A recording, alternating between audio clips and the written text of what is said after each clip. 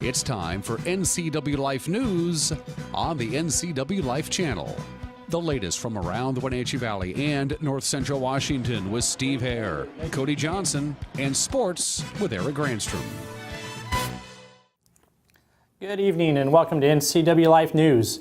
I'm Cody Johnson filling in for Steve Hare tonight. A few of the stories we're following for you. The state legislature goes into its third special session, triggering a partial shutdown. The Drug Task Force makes a major drug bust near Rock Island. A truck spills cargo on Highway 2, and Loop Loop Pass could open in the next few weeks. Later on, we'll have sports with Eric Granstrom and your weather forecast with Dan Kuntz. Leading off tonight, layoff notices are going out today to about 32,000 Washington state employees in advance of a partial government shutdown starting July 1st. Governor Jay Inslee ordered a third special session of the legislature after lawmakers failed to agree on a budget before yesterday's deadline. The clock runs out without any agreement. It's understandable that people are becoming increasingly concerned about the prospects of a government shutdown in the state of Washington. Under the law, if that occurs, our state prisons will no longer be able to accept new inmates. Fish and Wildlife may have to shut down critical hatcheries where millions of baby salmon are listed as endangered species and they will perish. 50,000 seniors will not receive meal services that they depend upon. People with reservations at state parks for the 4th of July have been notified that the parks may close if in fact that happens. This is just a very brief list of the incredible impact a government shutdown would have on the people of the state of Washington. The governor says he will not sign off on a plan put forward by Senate Republicans for a 30-day continuing resolution that would keep government services and programs open until a final budget is adopted. NCW Life Steve Hare sat down with 12th District Representative Carrie Condata to talk more about the ongoing budget issues in Olympia. I'm Steve Hare for NCW Live News. Welcome to this special edition of Legislative Hotline. Joining me right now is our 12th District State Representative, Carrie Condata. And Carrie is joining us right now. Very timely that you're joining us here on this Thursday afternoon to talk about the legislative special session, which the second special session ended yesterday without a budget. And now the governor has announced a third special session that started today.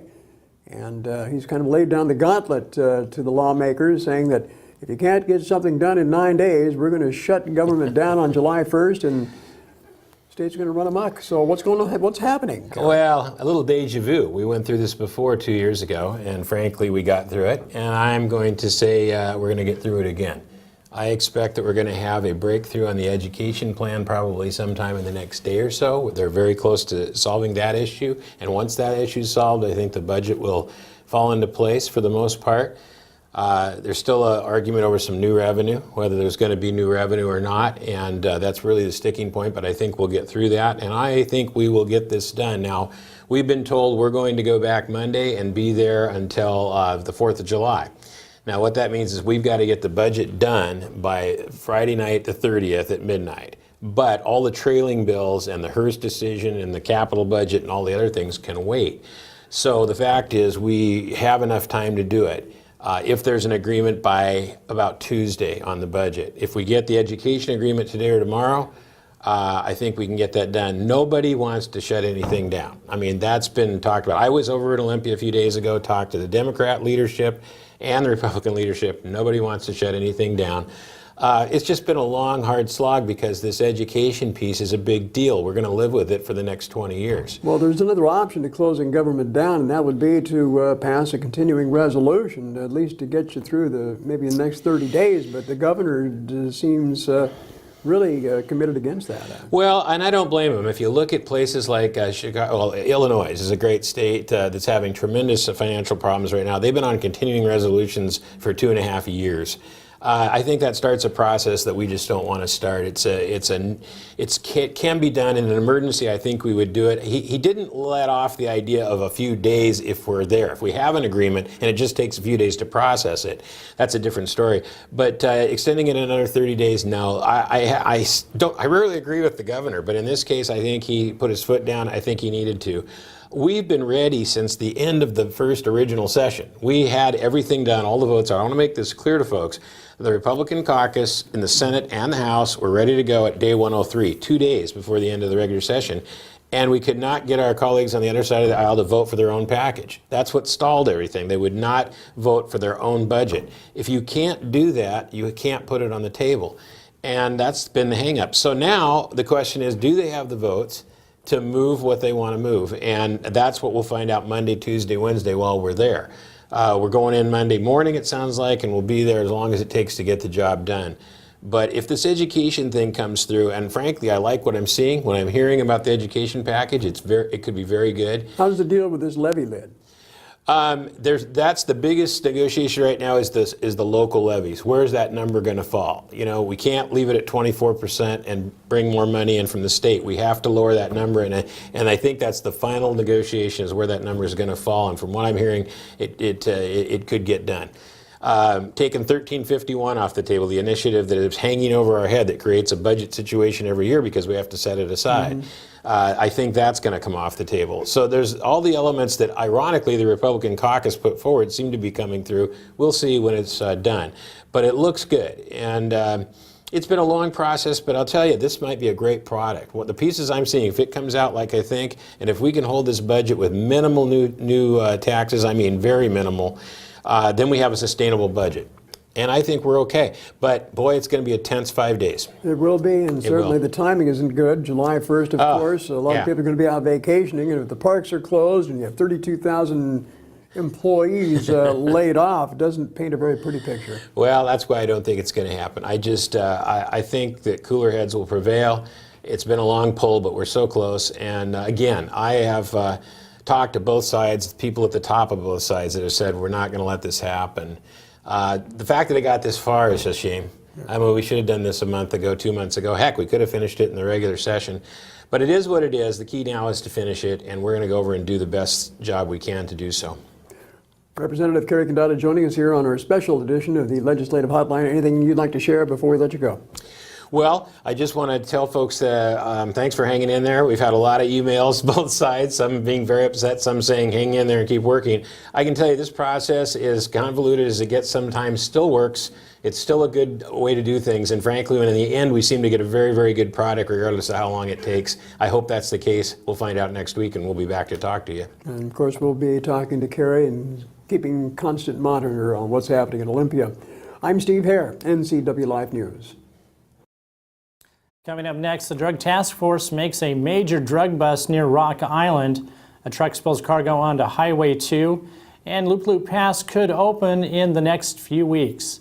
I'm Cody Johnson. You're watching NCW Life News. Stay up to date with what's happening in North Central Washington. Go to the NCW Life Community Calendar at ncwlife.com. Welcome back. Drug Task Force agents busted an illegal drug lab in Douglas County yesterday. Law enforcement officers from several jurisdictions raided the home, which was located at the 4600 block of Hearst Landing Road in Rock Island. The lab was producing hallucinogens and cannabis oils being sold illegally on the internet. On site, there were also thousands of bottles, containers, labels, commercial sealers, and packing and shipping supplies. The residence contained many pounds of finished products, commonly sold a gram at a time. Agents also seized many gallons of laboratory liquid reagents. The home was then sealed off due to the explosive and poison danger and many pressurized gas cylinders which were not stored safely. Highway 2 in the Monitor area was temporarily closed down this morning when a truck spilled its cargo onto the roadway. Trooper John Bryant with the Washington State Patrol says the truck was carrying a load of plastic containers with sharp objects. Wooden crates smashed open, spilling all the plastic, which left a lot of pretty sharp objects on the roadway, and that was the biggest concern of State Patrol and Department of Transportation. Didn't want a lot of drivers going over it and puncturing a lot of tires. So it was decided when the DOT supervisor got there to just shut down the roadway for about 20 minutes just to make sure we clean all that off the roadways and everyone's safe to drive versus, kind of piecing it together. No injuries were reported. Trooper Bryant says the cause is under investigation and that charges are possible for the truck driver who was for carrying an unsecured load. While there are still several challenges to work through, there is a good chance SR 20 will reopen mid-July with one-way alternating traffic. Steve Hare has more on the report. The Loop Pass was closed back in April due to severe storm-related damage on several sections of roadway. The DOT's project engineer, Dan Lewis, described the scope of work. They've been up there since about the middle of April and working 6 days a week trying to get all these locations repaired. It's a huge amount of work, and it's just, continually changing as, we get different rain events or, different locations, fail or get damaged at different times. So we're kind of thinking on our toes a lot, and but KRCI has been great to work with, and I've gotten a lot of help from the U.S. Forest Service as well, since a lot of this highway is on their property. So it's really been a team effort to try to get everything repaired as quickly as possible. East Wenatchee-based KRCI Construction is doing the work. But at least they'll be able to get through the pass, and should really help the locals and the commuters and the people that use this pass on a daily basis to travel between the Okanagan and up in the Twisp and Winthrop area. So we're hoping sometime in the first or second week in July. Lewis says during the closure, motorists can use Highway 153 as an alternate route. Steve Hare, NCW Life News. Thanks, Steve. You're watching NCW Life News. Coming up next, we have Eric Granstrom with sports and our feature today from Steve Hare. Get the fastest internet available in North Central Washington by switching to LocalTel and get speeds up to 1,000 meg. Call 888-8888 today or go online to localtel.net. And now it's a sports update on the NCW Life channel. And a good Thursday evening. The Wenatchee Apple Sox began a three-game trip in Gresham last night, scoring 2 in the first, 2 in the second, 4 in the sixth to beat the Wolves 8-1 in the first of a three-game road trip in Oregon. Evan Johnson slapped a 2-run double in the second and drove in 3 runs on the night to give him a league-leading 24 RBIs on the season. Wenatchee's graduate Jacob Prater led off, going 2 for 4 with 2 runs, while the number 2 batter in the lineup, Parker Price, went 2 for 5 and scored 3. Meanwhile, on the mound, Colin Mayer pushed his record to 3-1, going 6 scoreless, pitching, allowing only 3 hits while striking out 3. Connor McCord worked 2 innings of relief, allowing the Wolves' only run, while Steen Fredrickson worked the ninth to preserve the win. The two teams meet again tonight in Gresham. Also in the West Coast League last night, Corvallis pounded Victoria 12-4. Bend edged to Port Angeles 3-1. Kelowna got by Bellingham for its 6th consecutive win to take over first place in the standings, 6-5 the final on that one. Yakima Valley edged Walla Walla 6-5. So there you have the standings. Kelowna on top at 11-6. Bellingham a game back. Walla Walla in 3rd place, 2 games out. Same with Wenatchee at 10-9 on the season. Victoria, Port Angeles making up the bottom of the stack. Well, the teams are already prepping for the 2017 fall football season in North Central Washington. We looked at our local Big 9 teams yesterday. Today, let's dive into the Caribou Trail League. After a 5-5 campaign in 2017, the Cashmere Bulldogs hope to send longtime coach Phil Zakowski out on a high note as he'll retire after this season. Cashmere starts the season at home against Ephrata on September 1st. They'll travel to Sultan September 8th, then host Linden Christian on the 15th. Graham High out of Chilliwack comes to Cashmere Saturday, September 23rd for an afternoon game before the Bulldogs battle Okanagan to finish out the month of September 29th. Cashmere travels to Omak October 6th and will be in Peshastin for the Pear Bowl in Cascade on October 13th. The battle for the Bronze Shoe will be in Cashmere this year on October 20th. Bulldogs wrap up the season with a non-league road game at LaSalle Thursday, October 26th. The Cascade Kodiaks finished their regular season in a 3-way tie with Cashmere and Okanagan atop the CTL last year. This This year, they begin the season with 4 non-conference games beginning at East Valley September 1st. They'll host Stanfield, Oregon, September 8th before making a long bus ride to Heppner, Oregon, September 15th. Kodiaks remain on the road for the following week at Sultan on the 22nd. Then it's home for 3 in a row, September 29th against Omak, October 6th against Cle Elum, and as we mentioned, October 13th for the Pear Bowl with Kashmir. Cascade finishes on the road October 20th at Okanagan. Then Chelan Thursday, October 26th. Speaking of Chelan, looking to bounce back from its winless league record of a year ago and finishing 3-7 overall. The Goats face off against the Central Washington Athletic Conference in the first 2 games at Quincy September 1st and hosting Ephrata September 8th. Goats travel to play Bellevue Christian Saturday, September 16th, then come home to face Granger September 22nd. Chelan is at Zilla on the 29th, also on the road to meet Okanagan October 6th. They return home to face Omak October 13th. We've mentioned the Kashmir Battle of the Pear Bowl and then the battle for the Bronze Shoe. Cascade finishes up the regular season on the 26th. Justin Verlander was perfect through 5 innings last night with 11 strikeouts, but then came the 6th, and back came the Mariners in a 7-5 win at Safeco Field. Gerard Dyson broke up the no-hitter off of Verlander for a leadoff bunt in the 6th. Ben Gamble followed 2 batters later with an RBI single to cut Detroit's lead 4-1. Nelson Cruz followed with a 2-run double down the left field line to make it 4-3. Mitch Haniger led off the 7th with a solo shot to tie it. Robinson Cano then smacked a 2-run double to give Seattle a lead it would not relinquish. Nelson Cruz added an insurance run next with an RBI single to make it 7-4. Edwin Diaz allowed a solo homer off of from Ian Kinsler before closing out the Tigers in the ninth for his 12th save. Manager Scott Service had to tip his cap to both Verlander and his offense for not giving up. That is a heck of an effort by our ball club tonight. I can't say enough. That's as good of starter that we've seen all year. Verlander was really on top of his game. Fastball had life. He was landing the curveball whenever he wanted to. It was just a point, even though we didn't have a hit, going into the 6th inning, it was, I liked the quality of our bats. There was high pitch counts, it was 5-6 pitch at bats, one guy after another, and it was just hopefully that we could kind of get him off his spot. I kind of look at it as like the guy who shoots, 10 free throws in a row. You got to get him off his spot. And Dyson made a great bunt.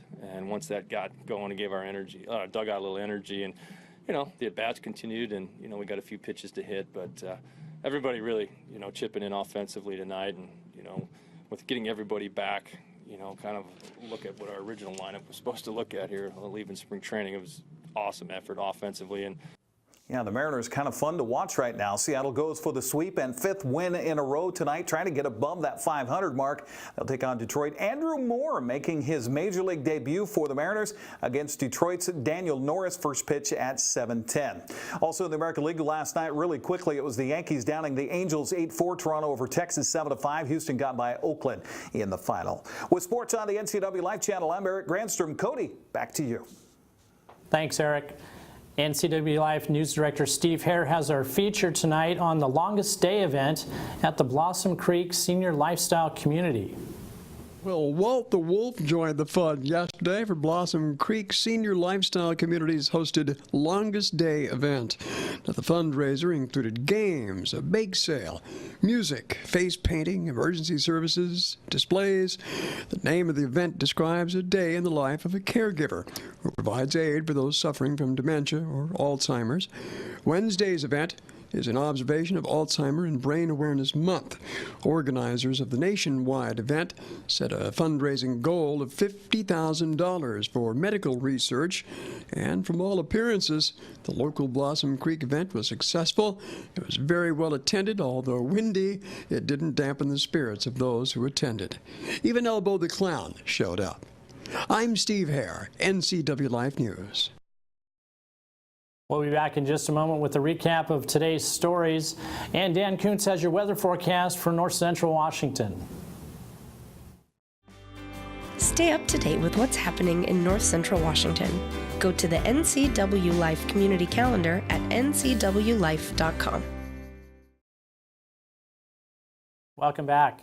Recapping our stories from today. Layoff notices are going out today to about 32,000 Washington state employees in advance of a partial government shutdown starting July 1st. Governor Jay Inslee ordered a third special session of the legislature after lawmakers failed to agree on a budget before yesterday's deadline. As the clock runs out without any agreement, it's understandable that people are becoming increasingly concerned about the prospects of a government shutdown in the state of Washington. Under the law, if that occurs, our state prisons will no longer be able to accept new inmates. Fish and Wildlife may have to shut down critical hatcheries where millions of baby salmon are listed as endangered species and they will perish. 50,000 seniors will not receive meal services that they depend upon. People with reservations at state parks for the 4th of July have been notified that the parks may close if in fact that happens. This is just a very brief list of the incredible impact a government shutdown would have on the people of the state of Washington. The governor says he's not going to sign off on a plan put forward by Senate Republicans for a 30-day continuing resolution that would keep government services and programs open until the final budget is adopted. Drug Task Force agents busted an illegal drug lab in Douglas County yesterday. Law enforcement officers from several jurisdictions raided the home, which was located on the 4600 block of Hearst Landing Road in Rock Island. The lab was producing hallucinogens and cannabis oils being sold illegally on the internet. Thousands of bottles, containers, and labels, and commercial sealers and packaging, as well as shipping supplies, were also found. The residence contained many pounds of finished product, commonly sold a gram at a time. Agents also seized many gallons of laboratory liquid reagents, and the home was sealed off due to the explosive and poison danger. While there are still several challenges to work through, there's a good chance SR 20 will reopen in mid-July with one-way alternating traffic. Steve Hare has more on the report. The Loop Pass was closed back in April due to severe storm-related damage on several sections of roadway. The DOT's project engineer Dan Lewis described the scope of work. They've been up there since about the middle of April and working 6 days a week trying to get all these locations repaired.